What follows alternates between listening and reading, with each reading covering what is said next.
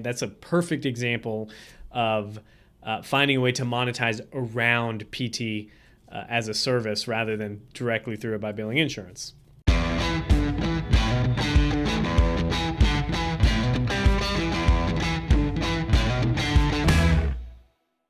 Hey there, Rafi with the Better Outcomes Show here. And imagine running a healthcare practice, let's just say a physical therapy clinic or something like that, where every single patient visit is free. No copays, no billing headaches, no insurance or authorizations, just care. Might sound crazy, right? But what if I told you that it's not only possible, but it could actually be profitable?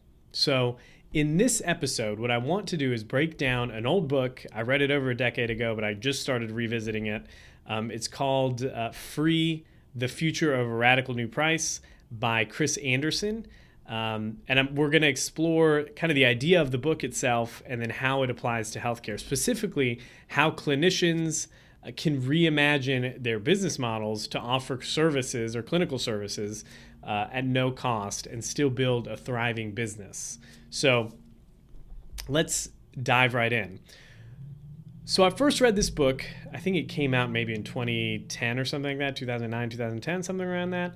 And I read it probably my first year or two out of grad school as a clinician. And it was an Audible book. It was free, which was part of, I guess, the catch was Mr. Anderson was trying to use the book as an experiment of the concepts in the book. So I had Audible and I had used my credit and I was like, oh, what's something else that I can get for free? And there was free, The Future of Radical Price. So I got it, started listening to it, thought it was a great book, and then put it down, and then just recently picked it up again because I was just kind of looking for something. I was going on a drive and was looking for something to kind of pass the time a little bit.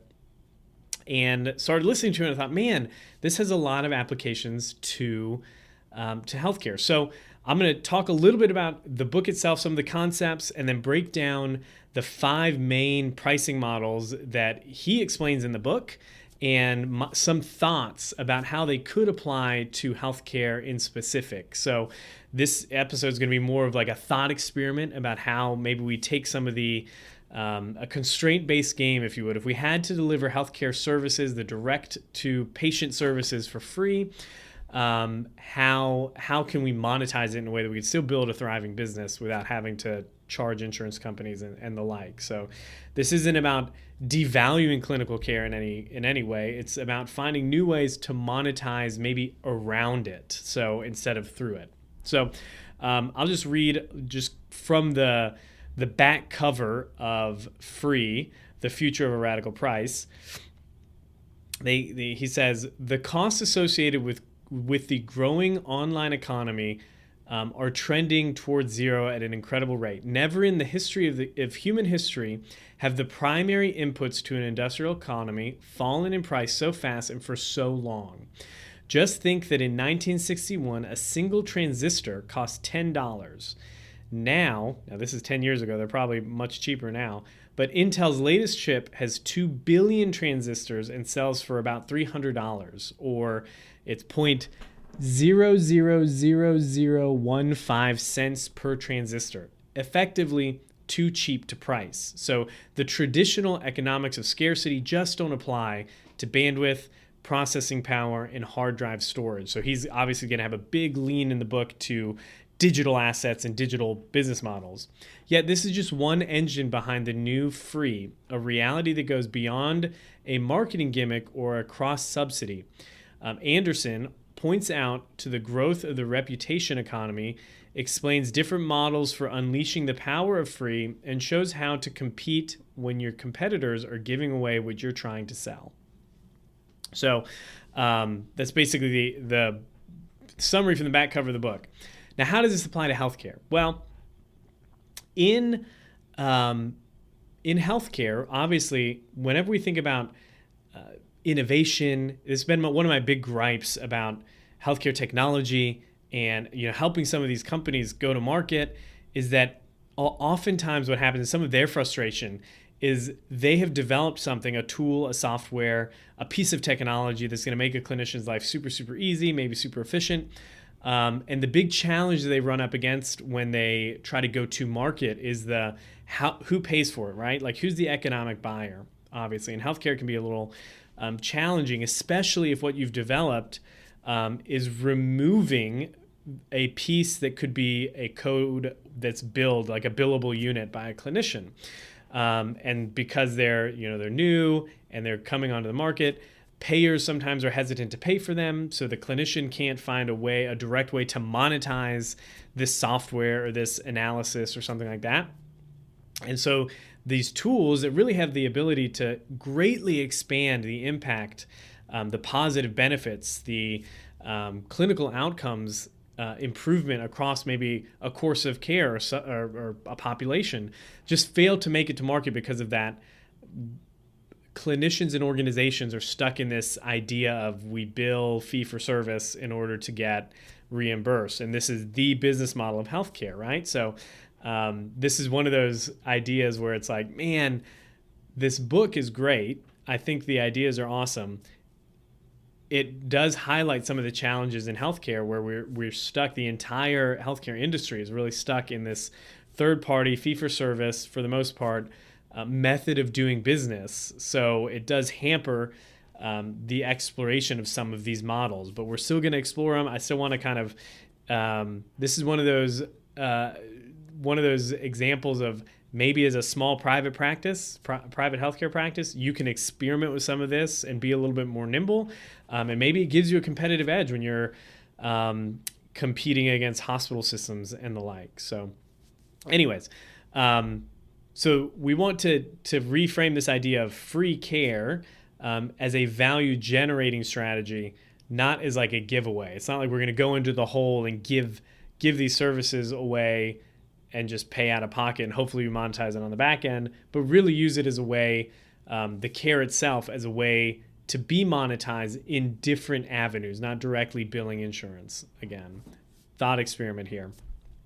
So the idea here would be a giveaway maybe on the front end, monetize on the back end or something like that. Again, not about devaluing the clinical care itself, but finding ways to monetize around it rather than directly through that clinical care. For example, I know Tony Maritato has talked a lot about the idea of physical therapy being like a media business that happens to provide physical therapy, and the physical therapy really is just the provision of physical therapy services just feeds the content machine, right? That's a perfect example of finding a way to monetize around PT as a service rather than directly through it by billing insurance. So I'm just going to break down the 5 business models that Anderson describes in the book, Free, and then kind of dive into each one. So the first one is like a freemium model, which is where you've got maybe a basic offer that's free, that's still valuable, but then there's like tiered upgrades. You've got cross subsidy, which is you give one thing away and you sell another. Something like maybe giving free care and it's subsidized by digital courses or something like that. You've got like an advertising or sponsorship model where you've got maybe free delivery of services in exchange for sponsoring or advertising, maybe research, technology, things like that, which can be very valuable, especially in the healthcare space. If you have a clinic and you say everything's free, the caveat is that the participants or the patients that come into the clinic are going to be participants in maybe ad hoc or actually legitimate scientific studies for XYZ pieces of technology or softwares or tools that are going to be hopefully validated and sold. And then you're paying the bills by charging the research institution or by charging the company that's trying to bring this product to market. Could be a pretty interesting idea. Labor exchange for data monetization. So this one gets a little hairy with patient data, but maybe something like patients get free services in exchange for data or participation in research. Obviously, it would be non-identifiable or something like that. And then the last one would be a membership or community model, right? Where maybe you get free services in exchange for a low-cost membership. Something like direct primary care would fall up under this, where You can see I've got a direct primary care membership. I've been in one for several years now. It doesn't cost me any extra to go see my doctor. I can call him, text him, message him on Spruce 80 times in a week, and I'm still going to pay the same amount every month, right? So basically what you're doing is you're selling access to care instead of monetizing each individual encounter. So let's dive into each one and kind of just spitball some ideas that could work here. So a freemium model of care. So maybe the idea is you've got a basic in-person or virtual assessment. This has been done almost to as kind of, I don't like it from a bait and switch marketing ploy. So back when I was starting the clinic or bought the clinic and I was like, okay, we're going to start driving some business. We're going to run some ads. Probably the biggest ploy, I will say it's a ploy, is you offer the community free screenings, free shoulder pain screenings, free neck screenings, whatever it is, free assessments. The victims come in and they get offered a free screening, free assessment, and then they get upsold into something bigger, right? I don't mean that. I don't mean that at all. That can work. And I mean, we did it, for a while when we were first trying to build the business. I think we did it in a way that was I would consider it much different. We told people at the very beginning when they scheduled these free assessments, like, listen, this is a free assessment. And at the end of this, we're going to offer you, if it fits, if it makes sense, a plan of care. And that might be through your insurance company. It might be private pay. But I want you to be aware of that up front and not feel like we're bringing you in here to try to pressure sales you into something. This is just a free screening. You will get the screening. You'll get the results. But afterwards, we're going to have a discussion about whether or not it makes sense for you to jump into a PT or OT plan of care. And I think that piece of the conversation was always missing. Maybe the people that are running those kind of campaigns now are doing that at the front end, which in my mind would be much more ethical. But I'm talking about something completely different here. So maybe you've got a free in-person or virtual assessment. You charge for maybe add-ons, maybe custom recommendations around that, maybe in-depth evaluations, or maybe some kind of concierge practice around it. So for example, you could have an initial free physical therapy consult plus maybe paid recovery and coaching subscriptions on the back end. And again, if all of this is offered, I think that the danger with freemium, specifically in service-based businesses, is the lack of transparency in the process. Like if you land on, I don't know, repmate.io, for example, is something we built at the clinic.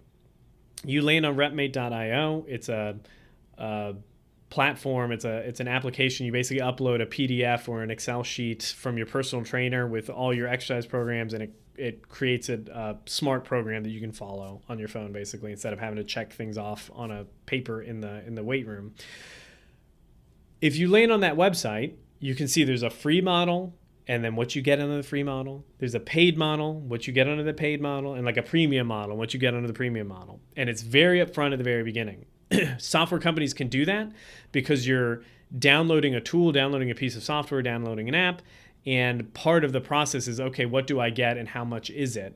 With the piece that's missing in healthcare, that has been missing in my experience in healthcare, is that's not really made public to whoever accepts one of these free screenings. And it really does become a bait and switch. They think they're going to get some help, and then really they just get like a useless evaluation or an assessment, a screening that basically confirms that they're having shoulder pain, for example. Like, oh, I know I have shoulder pain.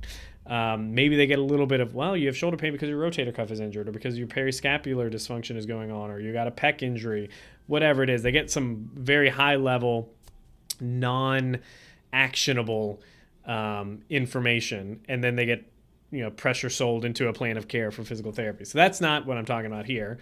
I would think a freemium model of care might work like you come in, we do an initial evaluation or consultation, and then you get a detailed report. This is what's going on. And then if you want me to walk you through the recovery, I can definitely put a plan together for you, and this is what it would look like, and this is how much it would cost, right? And the patient knows that ahead of time when they're coming in. Like, okay, I'm getting this free evaluation. There's going to be an offer at the end if it makes sense. Otherwise, I feel like you get caught. It's just a patient experience, customer service thing. You get like this bait and switch feeling. So freemium model of care is an option. I just explained kind of how it could work, how it might work. Yeah, and I think, again, in service-based businesses like healthcare, you just want to be transparent throughout. What's the purpose of the virtual assessment? Is it really just to sell me a plan of care, or am I going to get something actually valuable afterwards that I can then take and use outside without you? So we do this with it's actually not a freemium model, but we do like home accessibility assessments at the clinic, and there's a 3-tiered option.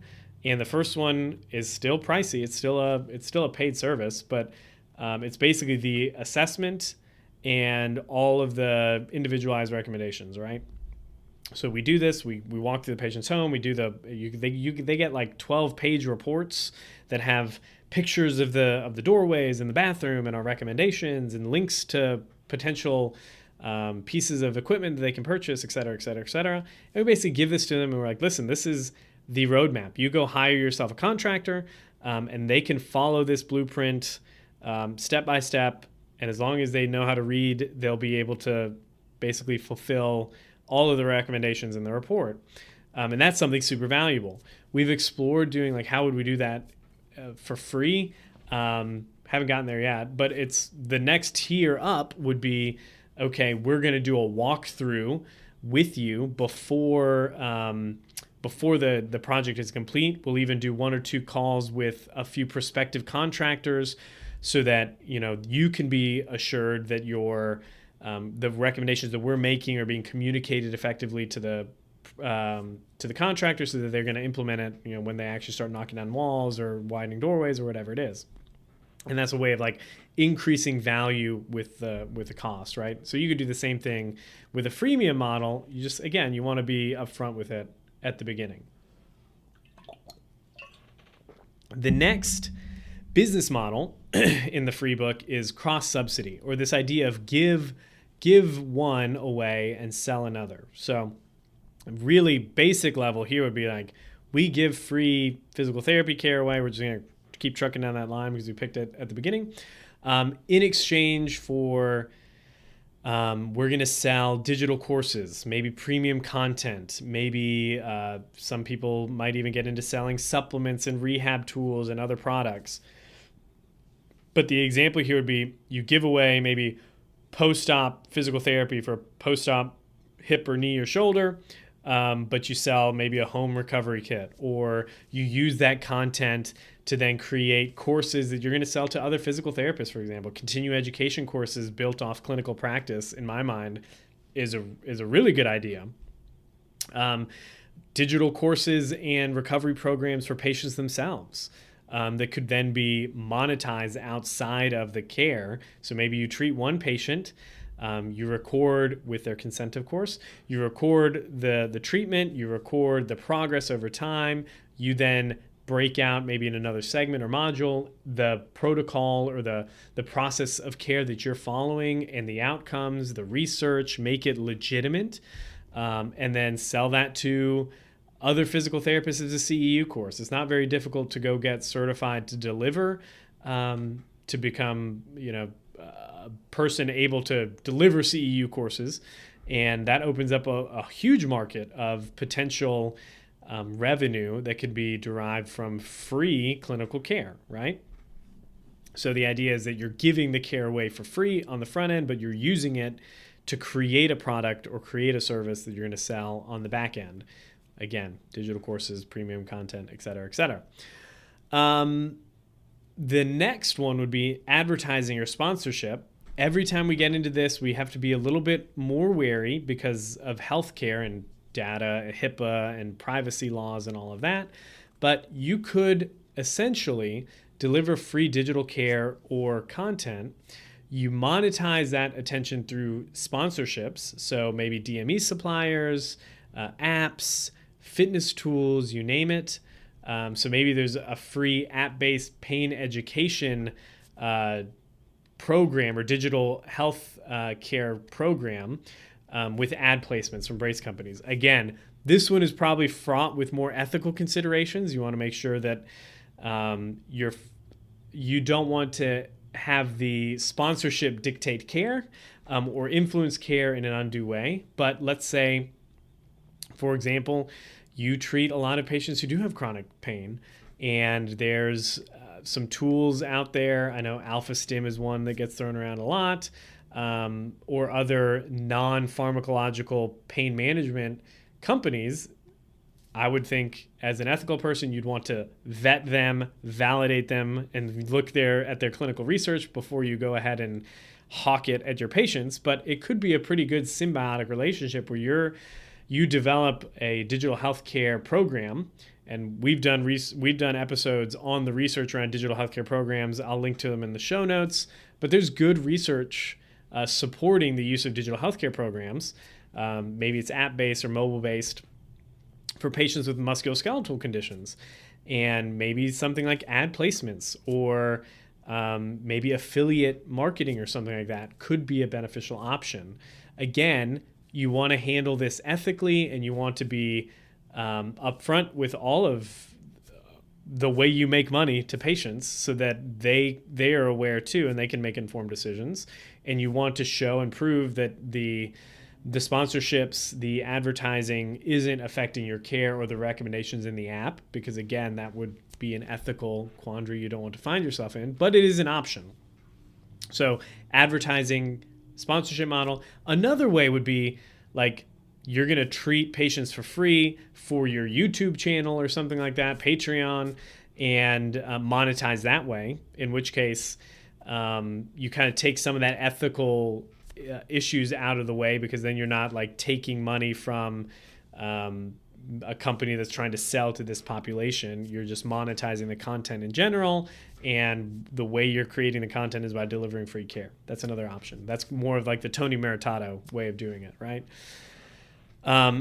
Labor exchange or data monetization. This one I feel like is a huge opportunity for private practices in the physical therapy space, but then in other spaces as well. The idea that patients would get free service in exchange for their data and or participation in research. I've done, I don't know, probably in the last couple years, no less than a dozen and a half, 18 or 20 projects for companies whose one of their main goals in their go-to-market strategy, breaking into the U.S. market, was validating their tool, their device, their application, whatever it was. And the way they wanted to do that was pay a clinic or pay an organization to do a study to validate what they had created, right? And the way we did it was with a couple of these companies was, I've got some contacts in at some universities from my time as a professor, and it was like, okay, they're going to set up the design, the research, the project for us, the research methodologies. We're going to go through IRB here. There's third-party IRB companies that you can go through. We're going to find a pool of potential clients that fit XYZ criteria. We're going to run a short, small sample size study to validate, to get initial validation. And then the company uses that to maybe to sell their products now, or to go get FDA certification if it's required, things like that.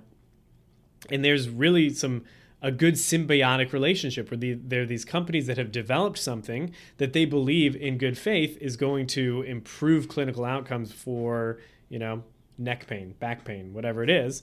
And you've got a clinician who's got a pool of patients who fit that demographic, who fit the qualification standards for a potential study, and they just don't know each other, right? So the idea of building a business around delivering free healthcare services in exchange for data or research participation, I think is a great way of doing it, of monetizing free healthcare in a way that, again, is not super unethical, especially like we're talking physical therapy, occupational therapy, things where it's not like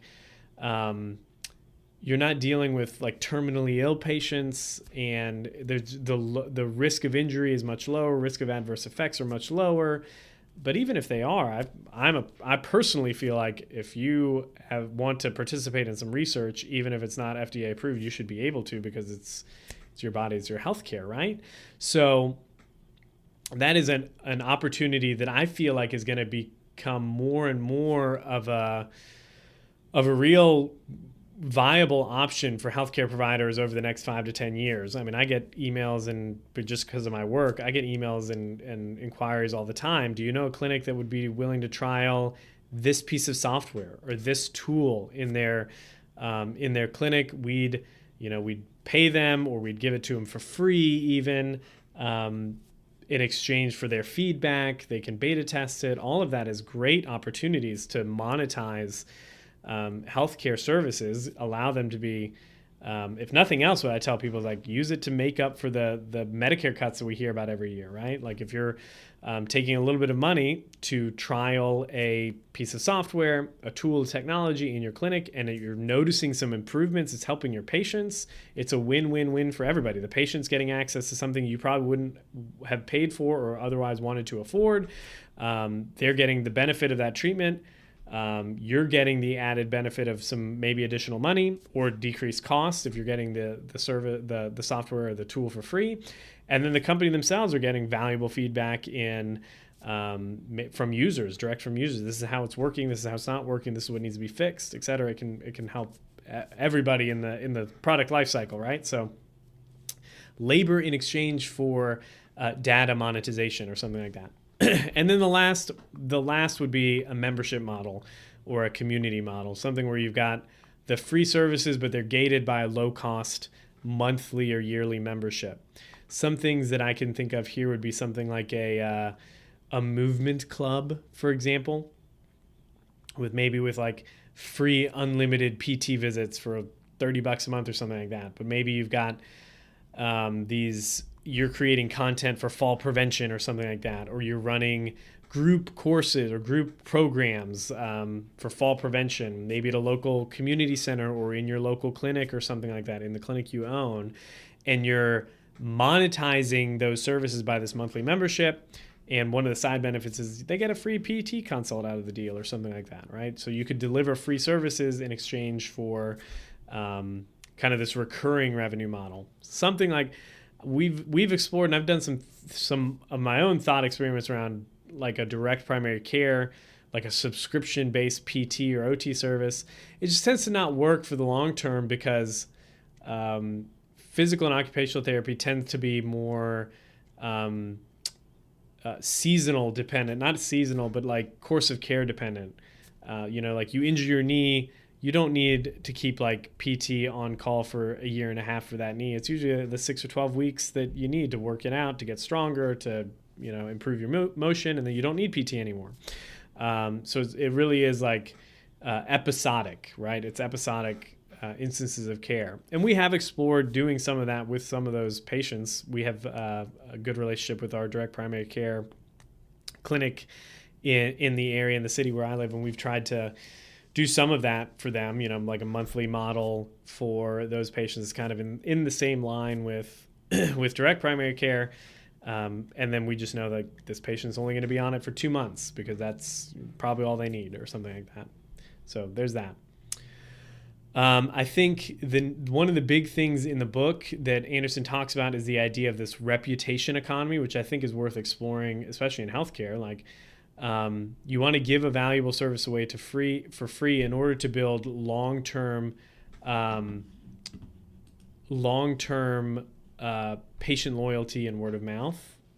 So we've done this a couple times for some patients, right? Like done some pro bono here and there in exchange for that reputation, right? The goodwill and word of mouth referrals that we would get. So the more you give, the more trust you can earn. And in healthcare, especially, trust is currency, right? Like if you don't have, we hate to get in the Google game review, but like if a patient is looking for physical therapy, for example, and they have one clinic that's got 1 review and another clinic that's got 150, they're most likely going to call the one with 150. We get calls all the time at the clinic that We're one of the only, I'd have to go back and look, I don't know if we're the only, but we're one of the only PT clinics in our city that has 100% 5-star reviews. And we get calls in the clinic all the time that are a patient that basically says, I was looking for PT, y'all have the best reviews, when can you get me in? So there is something to that, right? So as clinicians, we're in the business of building relationships long term, and sometimes maybe giving something away at the beginning of a relationship could create value that earns you a patient or patients for life, right? We've done some of these things where it's like, okay, this is not something I do this. There was a patient that used to come in, and she always had she had this rollator walker. It was falling apart. And because of some of my previous work doing mobility clinics for DBHCD here in Georgia, I just had some of the know-how on how to fix some of these things. And it was totally unpaid. But, for a while there, I was replacing casters. I was replacing brakes. I was hooking these things up. It was totally for free. I was ordering the parts on, from Performance Health or from Amazon or something like that at no cost to the patient. And I did it for a couple reasons. One, because the patient really needed it.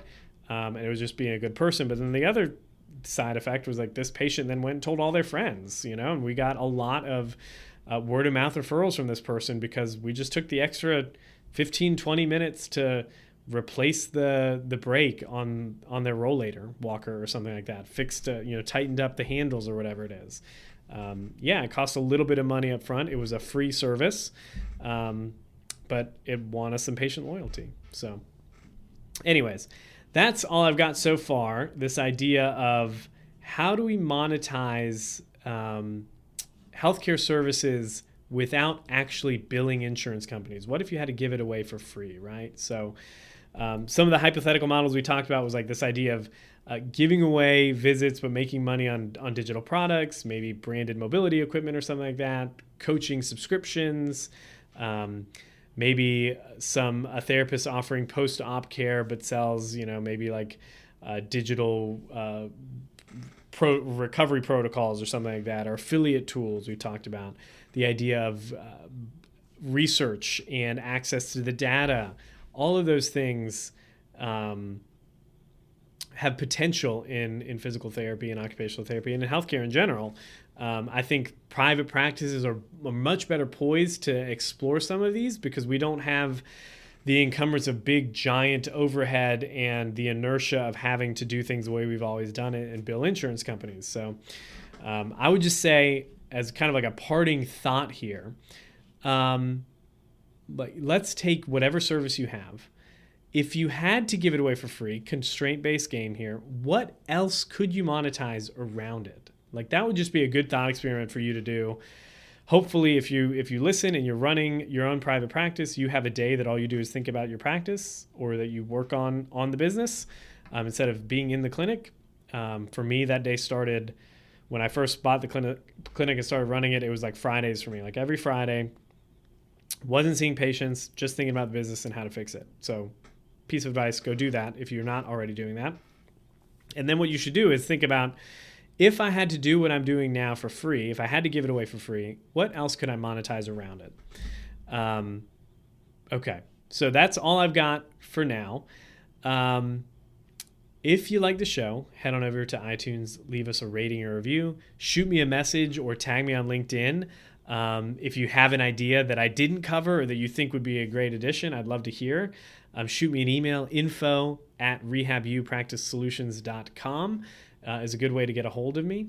Go to YouTube, like us, subscribe, do all the things. But until the next time, folks, be safe, be healthy.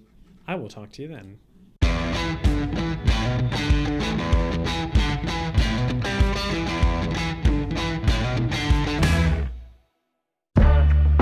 Thanks for listening to another episode of the Better Outcome Show with Rafi Salazar. This episode was brought to you by Strata PT. Strata PT is a single EMR platform and revenue cycle management service for physical, occupational, and speech therapy practices that helps you achieve a 99.99% reimbursement rate. If you'd like to learn more about Strata PT and see how their EMR and RCM works, head over to stratapt.com to book a demo.